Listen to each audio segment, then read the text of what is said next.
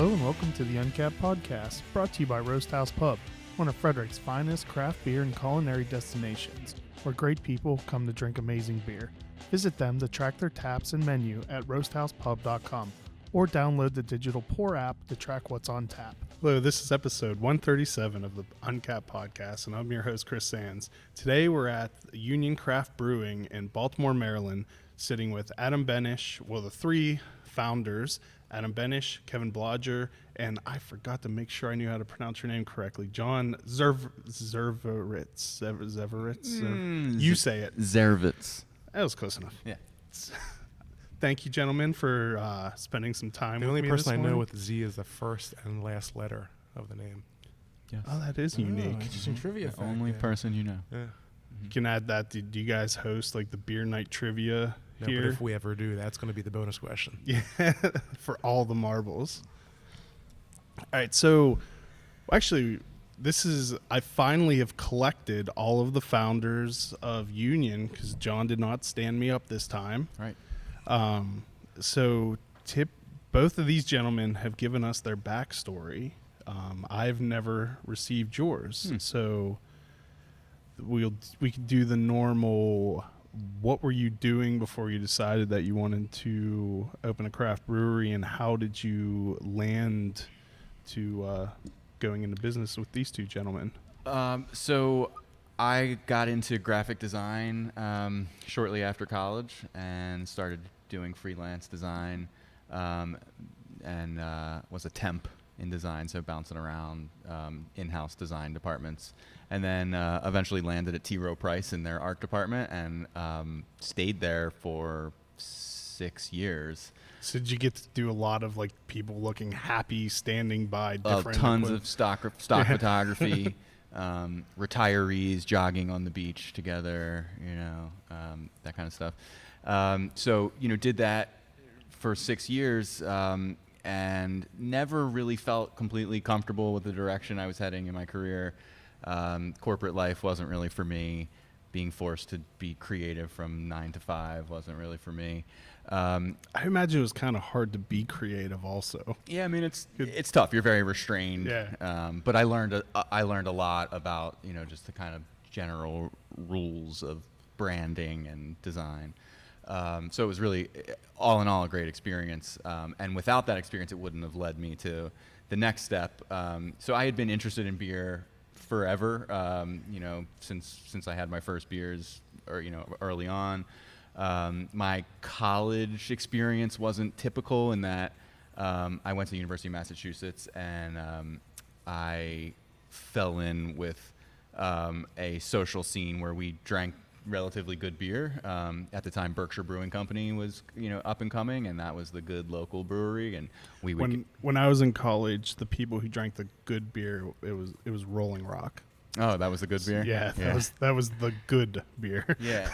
So I had some formative beer experiences in college with local breweries, and we would have like black and tan parties, and all of that kind of piqued my interest in it. When I moved back to Baltimore, I kind of fell in with trading beers in the kind of the early trading scene, being online and getting into the beer advocate community and things like that.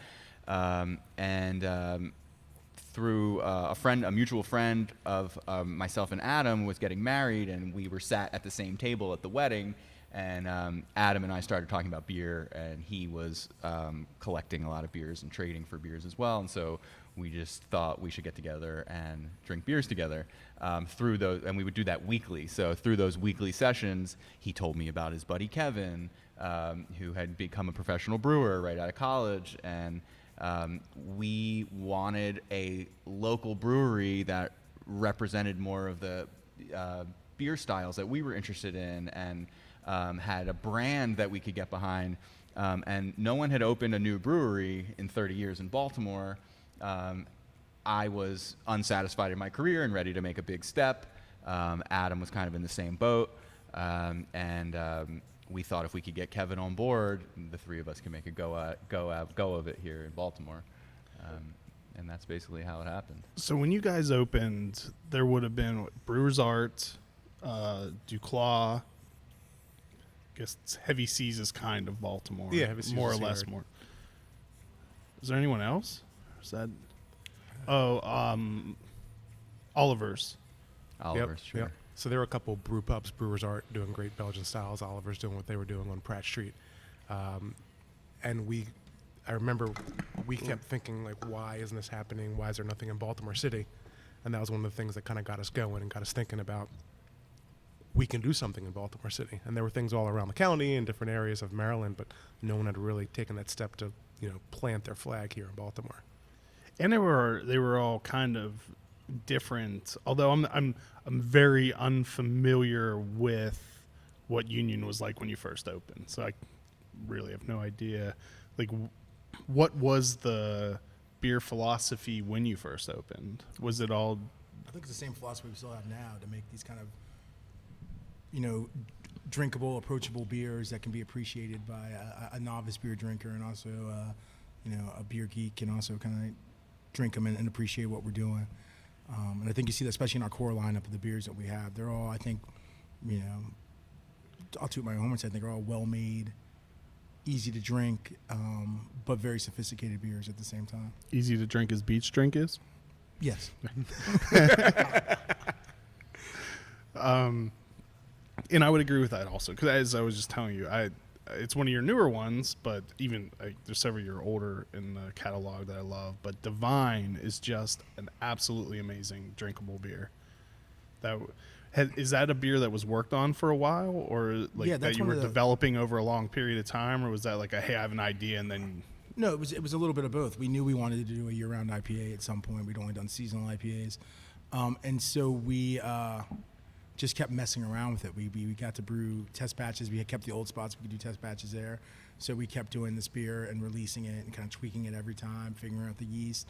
It was a really cool process to kind of play and develop this beer over probably about a year it took to before it became full-time. And it was really cool because that's the first time we've ever really been able to do something like that. A lot of times we'll brew something and then we'll slightly tweak it the next brew and slightly tweak it. But this time there was no pressure. Let's just get the beer right and figure out how we want to do it before we launch it as a brand. So, John, you do, obviously from your background and what you brought to the trio, I would imagine the marketing. Correct. So, what I've always thought was really interesting about the three of you is that you kind of have every pillar that a successful brewery needs to have. Like, you read all the articles about people should not be so quick to jump into opening a brewery just because they enjoy brewing beer, because they have no idea how to market. They have no idea how to run a business like Adam's history has. And so it's kind of unique how the three of you joined together, kind of like Voltron to form. That's exactly right. And I think that's what made us comfortable with the idea of doing this together, is that we trusted that each founder had their corner to take care of, and the skill set to be successful at it. So how I don't remember at all if we've discussed this in previous episodes I've recorded together.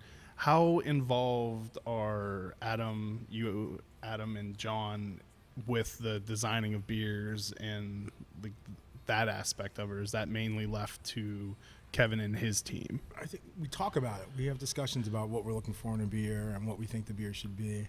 And then kind of from there, I'll design a recipe and we'll kind of run from there. But it's a lot of, we have these meetings every Friday, these new beer projects where we kind of talk about what are we looking for, what's our next move, what's our direction, and then we'll kind of go from there.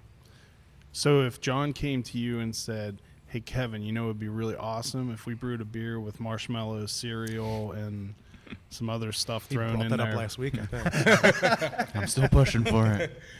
Jon came to me about a beer we brewed last week over at the old spot, a pear saison. He had this idea for a really long time that to do a kind of traditional saison with some pear in it, and we were able to get that in the tank. So, yeah, everybody has an idea, and we try and get them done. Having the smaller system to kind of pilot stuff has been cool, because anybody here can have an idea, and we can, for the most part, make it over there. Are you going to continue to hold on to that? Because I remember last time we talked, you weren't sure what the future of that. I'm still not sure what the future is. I think we've really appreciated the having that option. You know, as Kevin mentioned in the past, we didn't really have the flexibility to test brew a batch multiple times, and so having that has really opened our eyes to like, this is a great thing to really drive innovation, allow us to create beers that we can't do in the big system, but also allow us to iterate on things that we know what we're trying to get right and tweak it along the ways over there before we bring it over to the bigger spot. It's also allowed us to open some things up to our staff. So the Rough Drafts program, a lot of it is driven by empowering pretty much anyone on our entire staff to submit a recipe idea, partner up with a brewer, and if we decide that that's a good idea to move forward with, then they head over to the small system and go ahead and brew it. So that's just a great company culture asset that we have. That's cool. Right there. Do you have that open to podcasters? Yeah, we don't have a podcast program Okay. yet, but coming soon. So do you have any thoughts or plans of moving that system over to here, or just keeping it? We've over got there? our old space. We're still tied up in a lease there for another year plus. Okay. So you have a while to We have you have to worry about that. Yeah, and we've kind of left it open as let's see how this goes. And I think we've grown fond of having that, and so it could see us figuring out a plan to kind of hopefully, whether it's there or somewhere else, have that type of a system somewhere to allow us to play around on it. So you're coming up on the 1 year anniversary of moving into this Kinda crazy. location. Do you want to talk about what you have planned for the party a little bit? Yeah, so our annual anniversary party is coming up. It's our 7th anniversary party, July 27th, 6 p.m. It's going to be another incredible bash that we throw. We will have several great music acts. So our headliner is the Budos Band out of Brooklyn, New York. It's like an Afrobeat funk collective. Really incredible band that we're really excited to have. Been wanting to have them for years. Opening up for them is Yellow Submarine, which is a local reggae Beatles tribute band. That's a interesting combination. It is. You should check them out. They're actually really, really talented. And everyone loves the Beatles, so you can just kind of connect with the music right away. In our tap room, we're going to have the That's not true, though. I actually work with one of the weird people in existence that don't like the Beatles. Yeah, I guess Dislikes not the Beatles. everyone. Yeah. And I How do you dislike the well, Beatles? that's like normally I would say, okay, that's a personal preference thing, but I kind of like I got into an argument with her. I was like, okay, have you listened to everything? Because depending on which album, it's not the same band. Right. How can you just blanketly say, I don't like the Beatles, everything they make is garbage? But she claims that everything, she just doesn't like them. So I told her she was wrong. And She we may left like it at them that. better in dub style. She might like the dub reggae versions of all the songs. So bring her with you. In our tap room, we're going to have the Hot Club of Baltimore, which is like this kind of Django Reinhardt gypsy jazz that they're going to kick it off. And then we've got James Nasty, who's the best DJ in Baltimore, just kind of throwing it down. It's like a dance party in here. Got so many great local food vendors. Woodbury Kitchen Group will be doing our VIP buffet. Out in the parking lot, we'll have Clavel, Ekiben, Local Oyster, Well Crafted Kitchen, Balti Marin, which does some really great macarons for dessert. I'm probably forgetting somebody, but tons of great local food.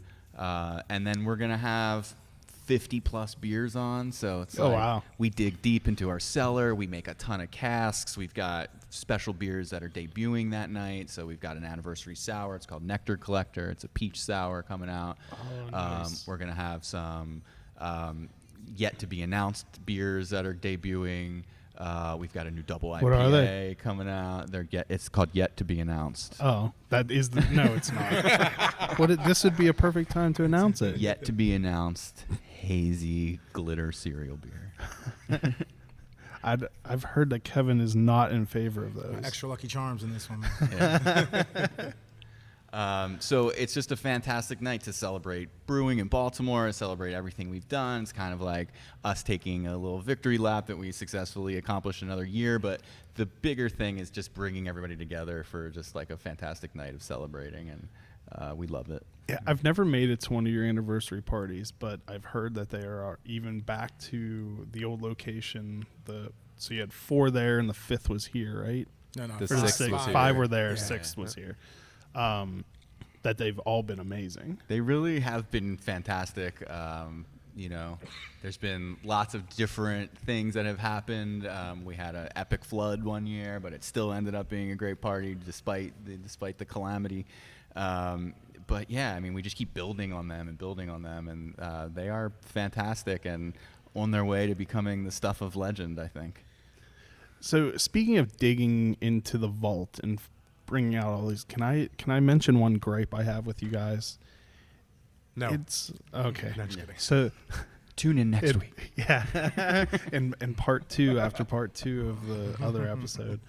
I completely understand why it's done, and it makes sense, but stop releasing at beer festivals like what I want every hour.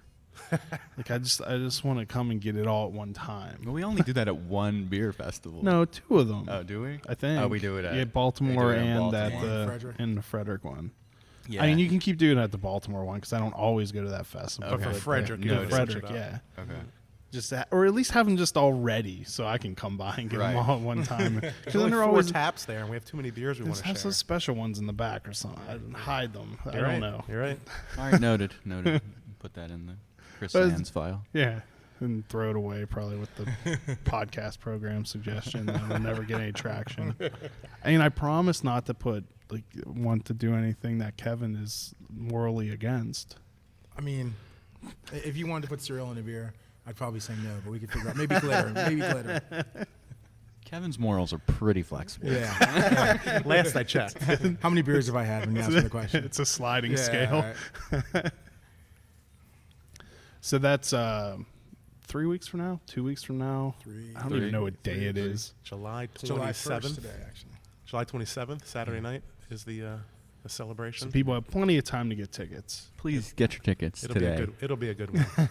VIP almost sold out. On your website, I assume. Yeah, is you can the go to our best way? website, missiontix.com, or Facebook event. What does the admission ticket get you? So you get admission to the event, you get a commemorative glassware, and you get a single beer. Yep, your first beer is Yeah. covered. Which I thought I had seen one laying around, but the commemorative glassware is always pretty awesome. Yeah, it's They're always fun. very- Yeah, new glass every year. Cool design. And cool shirts, Cool not included in the price of the ticket, but no, extra for if you sale. want the shirt or the poster. Poster. Mm-hmm. Yeah. Poster. Do you do the design for the? I work with different designers every year. This year and the 5th year were both done by Monica Amnius, who's done a bunch of work for us. Okay. I want to take a real quick break to thank our sponsors. Is that Roast House And Pub? then, good guess. Ah. See, someone listens, John. I love Roast House Pub. And then I want to talk a little bit more about your first year in your new home. Great. Cool. A huge thank you to our presenting sponsor, Roast House Pub, which is located at 5700 Urbana Pike in Frederick, Maryland. If you have listened to this podcast before, you have definitely heard me go on and on about the beer dinners that Chef Nico creates. Simply put, they are amazing. But Roast House Pub has much more to offer. Their friendly staff is knowledgeable about beer and will help you choose from among the 20 beers they have on tap. In addition to the awesome beer selection, the food is always amazing. Make sure to follow them on Facebook and check their website at www.roasthousepub.com to keep up to date on their constant stream of events. All right, gentlemen, so you've been in the collective for almost a year now, right? Or when did you open? Because Yeah, right around a year. I guess technically opened on Flag Day last year. Right. Around June 14th. I want I to was say. going to say, you said that like half of anyone's going to know what day off the top of their head is Flag Day. You don't celebrate Flag June Day? 14th, No. man? Come on. June 14th. I was actually half expecting Graham in the background to yell what it is. He's Googling it right now to confirm. Yeah, because we were here shortly after. I don't think you had the grand opening yet. No, we but hadn't. You had the soft opening, and you walked us through, gave us a tour, and we recorded about it. So, how's the last year been? It's been fantastic. It's really been eye-opening to see what this project can do, not just for us and for these other businesses, but for Baltimore and the community at large. And we had this idea to create this modern-day manufacturing center where a bunch of us can make what we make and also share it with the public. And it's been a fantastic first year getting to do that. So I would imagine that leading up to this, it had to have been considered quite a gamble, because from the magnitude that you were scaling up, when you were deciding, were you looking at it as a gamble, or was it there was no doubt in your minds that this was going to pay off? It's what you needed to do. Let's just do it.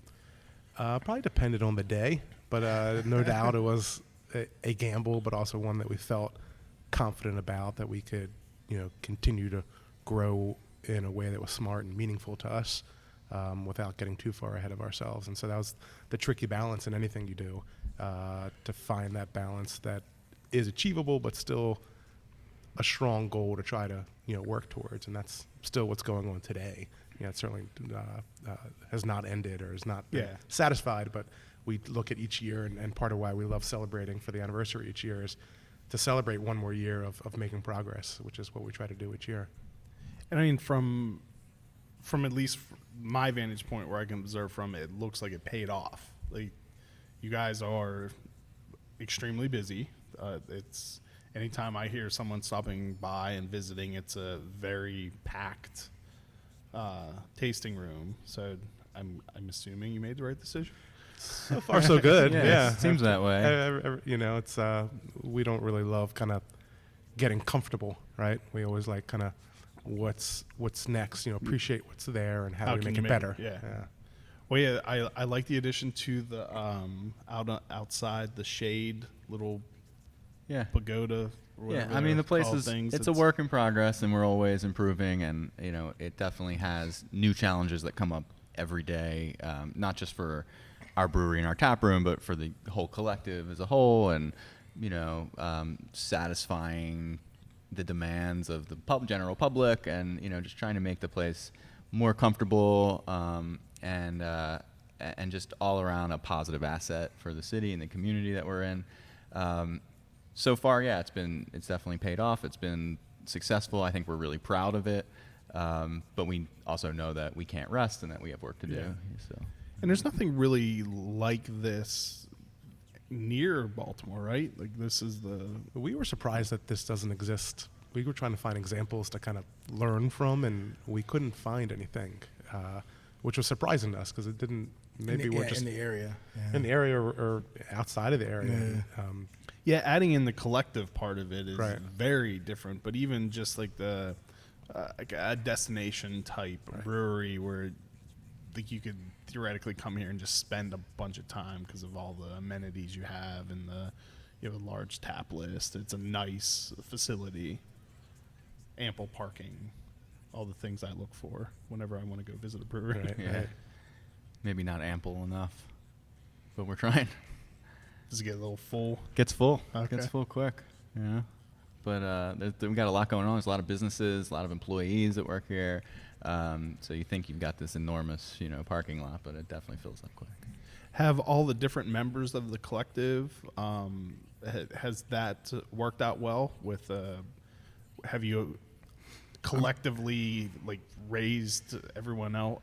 I think so. I mean, I love having them here. It's great to be able to go get great coffee, great ice cream when you want. Go to the gym after the ice cream. Stop by Baltimore Spirits Company, try their new stuff. Do you have that Maple Epic? I haven't had the Maple Epic yet. It's so good. I missed that one. I think that's the only one I missed. That was I could have brought a bottle. I have a bottle of that. I could have brought some, because that's what we need to be doing. Yeah, I mean, it's all 1 o'clock already. Everybody here is doing great work. Whiskey company, amazing stuff. The coffee at Vent's awesome. The Earth community we love, and they support us. We support them. So I mean, it's working out very well, I'd say. Yeah. And I liked this past Zay Day. where everyone kind of joined in on the celebration with was it 99? 99, yeah. Everyone had a 99-cent something. I or think other everyone within brought something Zadie related to the table, yeah. That was cool. Which is fun, So- and that's one of the fun things that we love about what we get to do here is that there's all these great businesses, creative minds behind each one of them, and coming together over whether it's Zay Day or we did something fun on Pajama Pants or a bunch of fun things planned this summer. My wife loves pajama pants. It's hard not to. That's what's fun about working with other great entrepreneurs that are creative and making great things and doing great things in the community. It's hard to believe anyone who listens to this wouldn't know what Zay Day is, but because I just love the concept and what is Zay Day? Zay Day is the birthday celebration of Zadie, who is my grandfather and the oldest brewery employee in America, maybe the world. We haven't proved that one yet. But he comes into work pretty much every day and folds every single case tray that our cans go in, and sits at a table and folds 400 to 600 boxes a day and goes home and has a bourbon and smokes a cigar and wakes up the next day and does the same thing. It's not a bad life. No, it's pretty good. And does every case have his photo on it? Yeah, Like so caricature was it of him? for 98th? His 98th birthday, we switched up the box and put his face in it, which is pretty funny when you walk by him at work and he's just looking at his face all day, holding his box that has his face staring back at him. That doesn't get old. It's a pretty funny sight. It's the first thing anyone sees when they walk into my office. There's right on the front of my desk is one of those boxes hanging. That's great. I mean, we love how he has become this mascot kind of for the brewery, and you'll be out, in town, walk into a liquor store, and they have the case tray displayed somewhere, with his face on it. And we made stickers with his face on it, and you're starting to see them all over the place, all over the country. You're starting to see his Zadie face stickers. Yeah, I need some of those. Yeah, they're great. We also had the first annual box folding competition at Zay Day this year. Did he win? He didn't. He held pretty strong. He made it to the finals, but he got beat by a guy who we've since hired. So figured if you could beat Zadie at box folding, you deserve to work That was here. the interview. Yeah, and so that's been a funny twist to it as well. Do you have something planned big for the 100? No, maybe I don't know. We should get working on We that. should get working on that. Yeah, I feel like that needs to be a pretty big Zay Day. I'm pretty sure it'll be pretty big. Yeah. Are you going to let him retire ever? No. I think this is what keeps him going in a lot of things. He's coming here and hanging with us every day. It is. Our head of canning, Mark, was traveling this past week and took some photos and videos of another canning line up at Treehouse actually in Massachusetts. And I was showing it to Zadie just to show him what another canning line looked like. And he was like, "How do they fold their boxes?" I said, "They have a machine." And he's like, "There's a machine that can do this?" I was like, "No, there isn't. You need to keep doing it." I made that up. They're Get back only to work, available in Grandpa. Massachusetts, so get back to work. Export laws. They can't put on the ballot. Right. I did notice, though, I saw him pedaling through the tap room that you haven't gotten him his battery-powered bike yet. He has one at home, actually, but at work, he likes to get some exercise in. Okay. And he gets coffee brought to him every day. He does. I enjoy. He lives a good life. Our staff takes good care of Zadie. I enjoy Jenna's daily Instagram story of delivering coffee to him. Yeah, it's and he great. still seems surprised every day that it's showing up. I think he's actually surprised because he just forgot about what happened yesterday. It's Groundhog Day every day for him. So that's in January? okay. January 20th is his birthday, so it's usually right around there. So that means that things are going to start getting a little pricey. They're going to be $1. Up to $1. Yeah, to we're $1. excited every year that passes because we give away less Blackwing. More profit. Yeah. Yeah. So you're doing a lot more events now with this location. Is that something you plan on increasing more, or are you at like the pace of events that you would like to have? On-site events, we're still growing. I don't know that we've reached capacity yet. We're just trying to keep the place activated and diversifying what we can do. We're kind of expanding what Union means to people and becoming, more of a community hub, but also trying to bring in more of a diverse audience to craft beer. So, we're always programming events. We kind of never stop doing that. It's a big part of our marketing play here. Kevin, are you going to be at Fresh Fest again this year? Yeah, I'll be going up there. Cool. How was that last year? Fresh Fest was awesome. For people that don't know what Fresh Fest is, it's a I don't know how to describe it. A beer festival featuring black-owned breweries, black brewers, and then a lot of collaborations between African-American people in Pittsburgh and the breweries there. It's a great festival. It's on August 10th this year. Freshfest.com for tickets. A festival celebrating diversity in craft beer. Yeah, which is sorely lacking, and so it's cool to kind of do something like this. And last year was the first one, and it was one of the best run festivals I've ever been to in my life. So I'm really looking forward to seeing what this year brings. Yeah, Mike Potter, one of the founders of it, seems like he has his act together. That sounds horrible, not act together, but he knows how to throw an event. No, he works with it's himself and a guy named Dave Bracey, and I can't remember the third guy's name. They're the Drinking Partners podcast in Pittsburgh, and they've put together this really professional, well done festival that the Brewers Association is a sponsor, and he's got some big sponsors of, and it's just a really cool festival in a beautiful location in the city of Pittsburgh. So I'm looking forward to getting up there. Yeah, Pittsburgh is beautiful and much better than Baltimore. I don't know about that. I think we're done here. Yes. Can we find a Baltimore-centric podcast?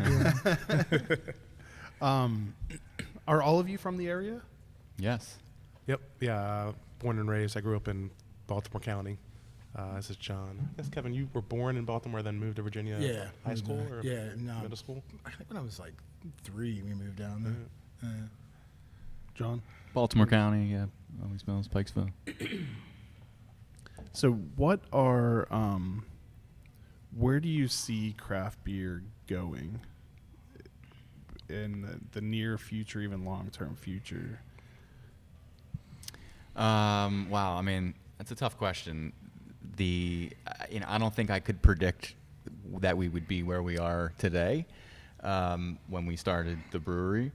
And when I say that, I guess I mean that I think we've gone from this really a diversity in style to becoming more homogenous, and with the proliferation of so many breweries, and yet everyone seems to be kind of going after like the same sort of small niche. It's super hop driven. It's the IPA. It's the hazy IPA. It's kettle sours. I mean, stuff that we love to make too, but we want to continue to have these, a diversity in what we produce. And so going down the road, I see there's going to be some shakeout here. I don't think all the breweries are going to make it.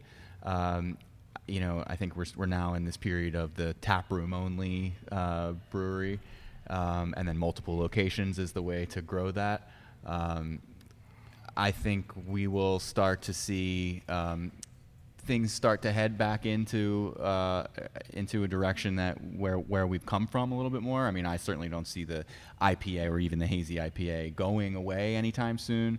But I think the general craft beer consumer is going to get fatigued of what's happening right now, and start to demand some more diversity. What do you guys think will be? Do you agree with that, John and Kevin? Well, no, I definitely agree with what John said. And one of the things he mentioned, the tap rooms, multiple locations. I worry, like, what does that mean for the future of tap rooms in general, right? The wholesalers and the restaurant associations are trying to find any way they can to come after breweries and kind of limit this growth that we're seeing, because we're taking away from their bottom line. And there's a lot of these breweries now that are bypassing the distributorship. So I've got this location here, and I'm missing my beer here, and some my beer here. And I feel like that's a weak spot for breweries that, like, if they're not careful, the distributors are going to hop on that and say, well, why is this legal? Why can they do this? Why can they do that? And it's going to become restrictive for everybody. So I think it's going to be, these next 5 years are going to be very interesting to see, like, where the industry moves. Is it going to be flavored malt beverages? Is it going to be hard seltzer? Is it going to be stuff like that? Is that going to drive growth, or will beer drive growth? So I'm kind of like, my hands are kind of thrown up. I don't know where it's going. But I think what John said is a good barometer of where we're at right now. So do you think there will start, like as John put it, I think you said shakeout of some places not making it? Do you think that'll happen, or? It's hard to say, right? When you look at the numbers, the Brewers Association numbers, right? 80% of the members of the Brewers Association are making 1,000 barrels or less. That seems pretty sustainable to me if that's your goal. If you can make 1,000 barrels and survive and pay your employees and take care of yourself, I don't think you're going to go anywhere. I think where you're going to start to see the shakeout is with larger breweries, some of the ones that are in 50 states, right? How can you sustain that when there's all these local breweries, and it seems like local is ever more important for the consumer, be it food, be it beer, be it spirits. How can this brewery that's from Kentucky compete in Alaska when they have these breweries? You know what I'm saying? Yeah. So I think So more that's of where like- you're going to start to see a lot of these big breweries kind of withdraw from certain areas and kind of shrink down in certain ways. The So. green flash. Yeah. I think you'll see more of the and- green flash, and you'll see more of kind of, the Ballast Point situation is interesting. To see that they dumped all this beer recently and they're closing 2 locations. I mean, who would have thunk it 4 or 5 years ago when Sculpin was king of everything that Ballast Point would ever be at this point? So it's interesting. Definitely to not see. the people that paid $1 billion. Yeah, you ain't lying about that. So do you think the days of acquisitions are over? Because it's Yeah, I been think- quite some time I think since there the- was one. Anheuser-Busch's and the Miller Coors kind of made their regional acquisitions.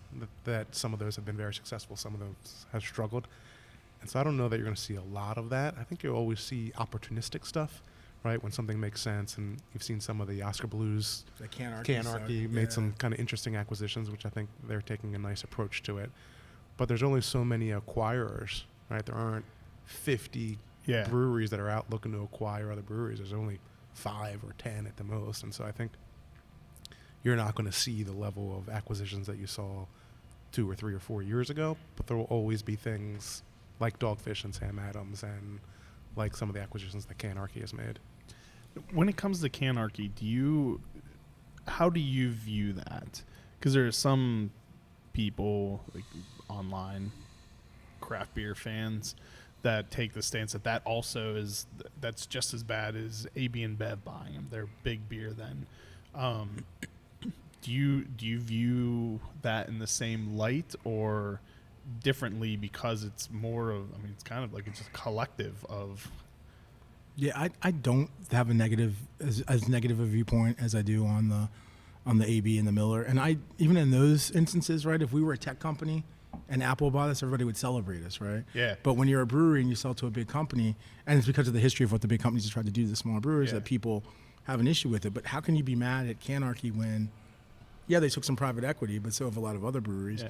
Dogfish Head did? Yeah, exactly. Then they see that to pay the piper when it came down to it. But they took some money, and now they're trying to grow, and they're growing by buying other smallish craft brewers. So I don't have a problem with it. I think with an entity like Canarchy, you've got the real kind of craft beer ethos stays intact through those acquisitions. So the company cultures don't get eroded. The identities of those breweries don't get eroded. So they're just, collectivizing the assets and the distribution and the buying power, and everybody benefits in that situation. If you're looking at the ABI acquisitions, you're starting to see that like they've already destroyed some company cultures, and some, they prioritize some brand this year over the other brands that they've acquired, and that creates real problems, especially in their perception in the market. And I don't think they can really overcome those. I think Canarchy is a smart way to do it if you're going to do it. But I will say anybody that I know that's worked for a brewery that's been acquired by ABI seems to love it once they're there. Oh, really? They drink the Kool-Aid straight up. Everybody I know that stayed at one of those places has nothing but good things to say about what's happened to their brewery since AB. What do they love about it? I think just the opportunities that they get, the experience, the knowledge. We can't BS and say that they're not great brewers at Budweiser, right? I like the product they make, but they've got these great scientists that are making good stuff. So I think the access, they put more money and effort into No, they have the best research technology than- and access to materials. access to materials, access to knowledge. hops. You remember a couple of years ago when all the South African hops got snapped up, and so they have this unlimited access that you get, and I think they pay well, and I think there's all kinds of benefits that way, So I've known people that jumped ship immediately as soon as they came in. I've known people that stayed, and the people that stayed seem to really, really love it. Yeah, I guess it kind of falls along the lines of what your personal opinions are towards AB InBev and what they do for the beer industry. So something I've always wondered, and maybe you guys have some insight from having contacts everywhere, and being actually in the industry, when you had said something about culture being eroded, I've always wondered what happened to the culture at Lagunitas after Heineken purchased them, because that seemed like the culture of Lagunitas seemed very in conflict of what I would imagine Heineken's is. Have you heard anything of that? Like, has it completely changed there, or have they allowed them to be who they are? I don't have any firsthand accounts of what that's like. I can imagine, though, that there's such a separation between the philosophy that they had pre-merger, and with the whole fact of merging with Heineken. It's so antithetical to everything that was said before that it would be pretty disillusioning for anyone that was part of that pre-merger culture. So I mean, I don't know what it's like today. I know that they've said that the partnership felt right for them, and that Heineken is this family-owned, business, and that it was going to be a good fit. So I can't really speak to what. Yeah, I mean, it's like. Lagunitas was already a pretty large brewery before it got acquired, so I'm sure there are people that were there for a long time that already felt it got corporate before Heineken came in, and when you layer in Heineken, it probably got even more. Right. So they may not have even had necessarily the culture that the internal culture wasn't really With the perception the one that they portray. I mean, who knows though? Like I don't know anybody. I know a couple people there, but I haven't really talked to them about this specifically. But before I felt Lagunitas culture was Tony McGee, right? And which you don't really hear much from Tony. Yeah. Anymore. I know that the three of us took a trip out there and visited the Chicago plant. And while I think that location had an element of what Lagunitas' culture was, it also felt manufactured to me. So it was like a fun visit, but it almost felt like a caricature of what it was organically before. This is what people think it should be, not. Yeah. That makes sense. What are your thoughts on I still don't understand why it's considered a merger, but that's just the Sam Adams Dogfish Head. Yeah, I don't think that's a merger. Yeah. One company that's 20 times the size bought a smaller company. I mean, is it maybe called a merger? Then Sam is staying on board and is on the. I think it's just PR. That's how you want to phrase it, and made it feel a little softer. And I mean, it's probably it seems like that's a good combination. I mean, looking at it from the outside, it looks like a win-win for everyone involved. Right. I mean, Boston Beer, Sam Adams has been struggling for years. They obviously have a great distribution network, manufacturing capabilities. Dogfish is a great brand that we've all been very familiar with for a long time since it's so close to home, but a lot of the country is not as familiar with it. So if you slap in the Dogfish brands into the Sam Adams distribution network, I think Dogfish can become something a lot bigger than what it is today.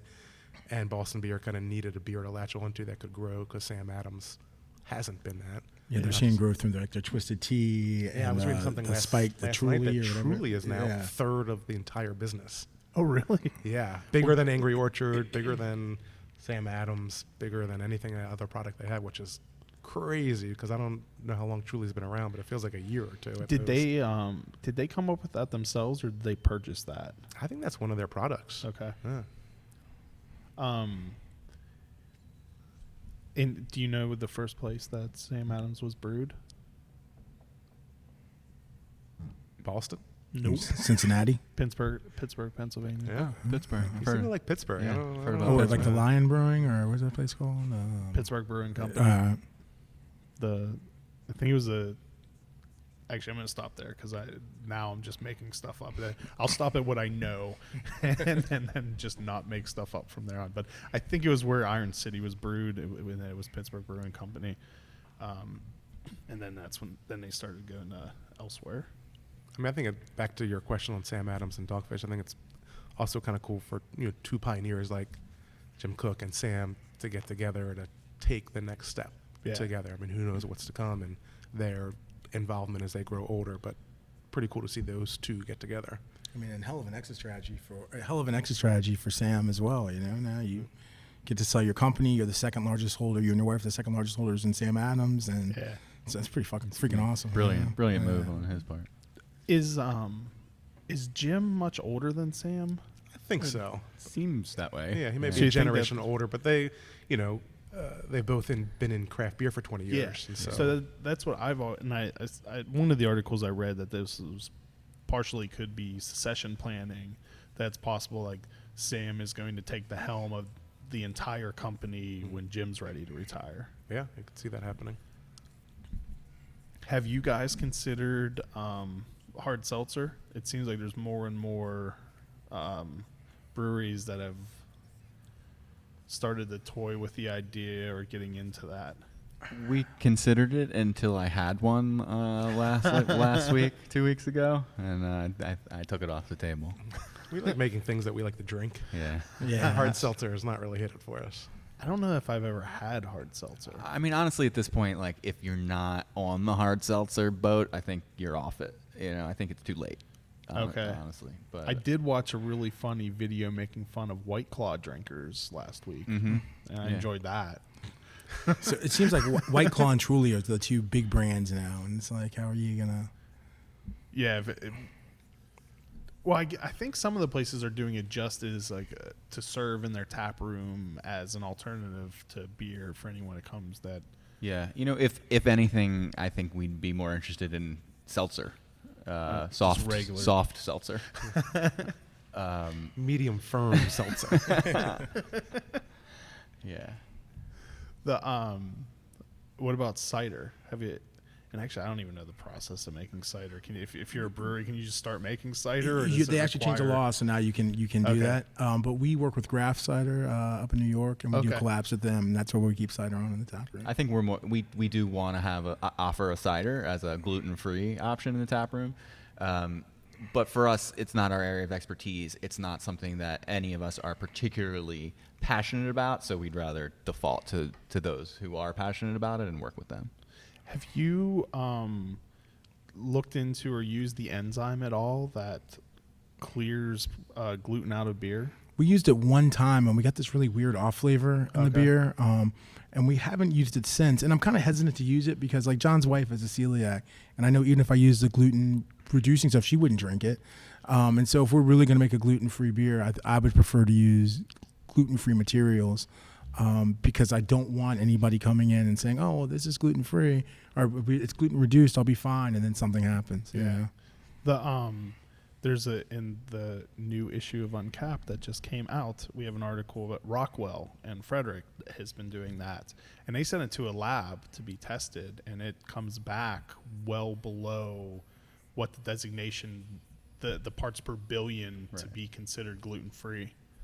And the one beer he did was one that they have regularly, and it tasted indistinguishable from the normal, in air quote, version of it. Having celiac disease in my family and knowing a lot about it, you can remove the gluten to under the parts per million, but unless it's certified gluten-free, you probably shouldn't be calling it gluten-free, but using that gluten-reduced terminology, because things that are somebody who says they're gluten sensitive, which is legit, they may tolerate one of those fine. Yeah, Somebody, the only time they've advertised as gluten-free was when they sent it to Right. be certified. so being safe for celiac, I think is slightly different and Okay. something that needs to be taken pretty seriously. Yeah, I don't know a whole lot about that, but I just found it interesting that there was a way other than using different types of fermentables to make a gluten-free beer. Right. It's tough with the gluten-free grains to make a really well-made beer is a real challenge. And I know some people have been fairly successful at it, but I think you really got to be dedicated to figuring that out. I have not enjoyed any of the ones that I've tried. I haven't either, to be honest. And the other issue we run into is that we don't have separate equipment here to mash in with different stuff. So is grain dust going to get in there that's going to cause a reaction? It freaks me out when we start to get into Mess this, with like, people's medical yeah, issues. yeah. Because you're not. It's not like you're just saying it to make people feel better about their philosophy of how they're eating. No, I mean, this It's could an be somebody's actual- like life, and so I don't know. Yeah. I think I'm out of questions. Nothing You- else? Nothing no, else, Chris? No. Do you have any questions? Yeah. Can you tell me about this beach drink?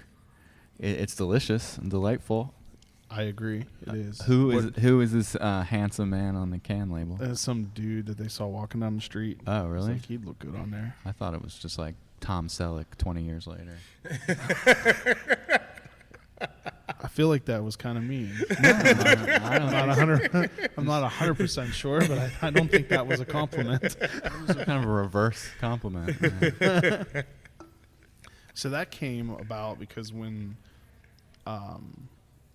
Brendan, the owner of one of the owners of True Respite, after I described the idea for what we were going to make and came up with a name, because I said I would be going to the beach, and he was like, that's the perfect name for it. We'll call it Beach Drink. And then he said, I can just see you on the can holding a beachy looking drink with an umbrella with a straw. And I was like, that's what it has to be now. Mm-hmm. I've never wanted my face on a can of beer before. I even thought about it, but now that's all I want in my life. More cans of And- beer with your own face on Yeah, it? that's all. That's the only thing I live for now. I only drink beer with my face on it.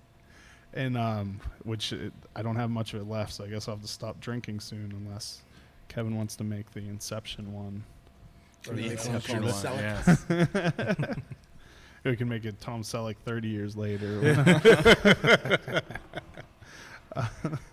So I did take it to the beach, and it is a really good It's a beer perfect beach to- drink. I would agree. It's definitely a good beach drink. I spent more time drinking it in a pool than on the beach, but it did make a couple trips down to the beach.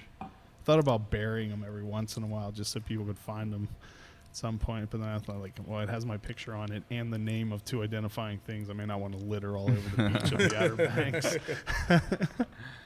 Banks. So everyone should harass True Respite into making it again so that my face can live on. Yep. And I can die a happy man. If not, I'll probably be miserable if I never see We'll make it happen. my face on another beer. But I actually, what you said, I thought was one of the best compliments of this beer ever, was that it reminded you of Tea Time, because that is one of my favorite beers ever. Nice. Yeah. That was when Adam introduced me to the wonders of the unlabeled can. Right. You brought some unlabeled cans. We didn't know what was in it, but it tasted great. We came and he's like, I brought this, and this, and this one's unlabeled. And there's always great stuff in the unlabeled one. It's true. And it was peach Tea Time. And Yeah. it was amazing. Nice. So you should make that again. You'll like Nectar Collector. It comes out peach sour for our anniversary beer. Maybe I'll have to come to the anniversary party. Maybe this you year. should come. Check it out. This is the year. Most of the times I haven't made it is because you opened the same weekend as Monocacy.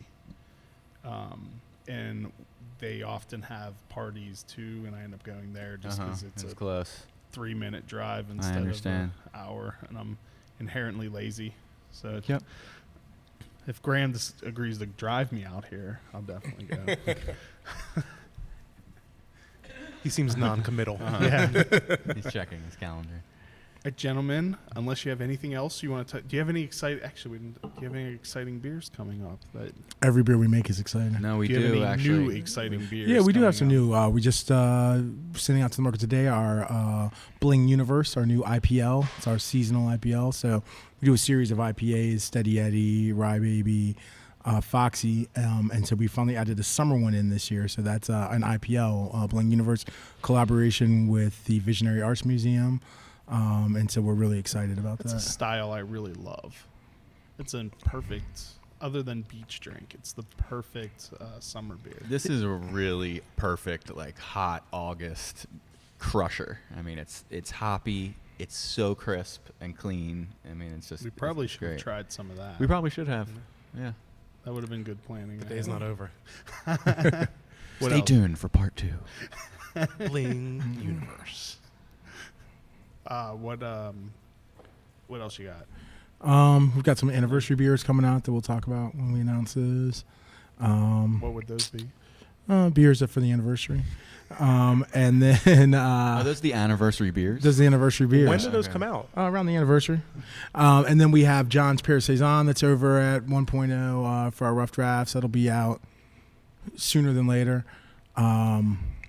We just released a Belgian Golden that Zandy, one of the brewers here, did. We did a Citra dip, double IPA, the first hazy beer we've really done. It's the out best of beer you've ever 1.0. made. I heard. Best beer I made. It's so funny, dude. We put this hazy beer out, and we get all these on Untapped. It's all like best beer Union's ever made. It's delicious. Finally, they made a good beer, and it's like, man, f you, you know. So Well, I'm glad you decided to finally make a good beer. you know, Gentlemen, thank you for taking the time to sit and talk to me. John, especially, so I could complete my collection of Union founders. I don't think this is the first time. This is absolutely the first I time. have a memory of me and John doing an interview with Yeah. you. I am at some point. 100%. It only took positive. 139 episodes. I am positive. I it am was pretty not sure me. episode 117 I'm on. And I could look. Graham could look that up real quickly, so we could tell you how wrong that is. All right. But when I came, When you came when here. I came here, is when it I was, was just on. no. It was just Kevin, All right. only Kevin. Sure. All right. Positive. He was supposed to, and then he couldn't. Maybe. And then- that could be it. And then he was going to join me when I was at the Baltimore Spirits Company. Oh, right. That I And then he's- messed that one up. So you must be thinking about the podcast that you listen to. Oh, right. and not right. this right. one. That the good local podcast. Yeah. So I've received enough criticism for this episode. So I want to thank you, gentlemen. Thanks for and coming out. Thank you for coming out. Thanks for coming out Thank and you, talking to us. everyone, for watching and listening. Cheers. Cheers. Cheers.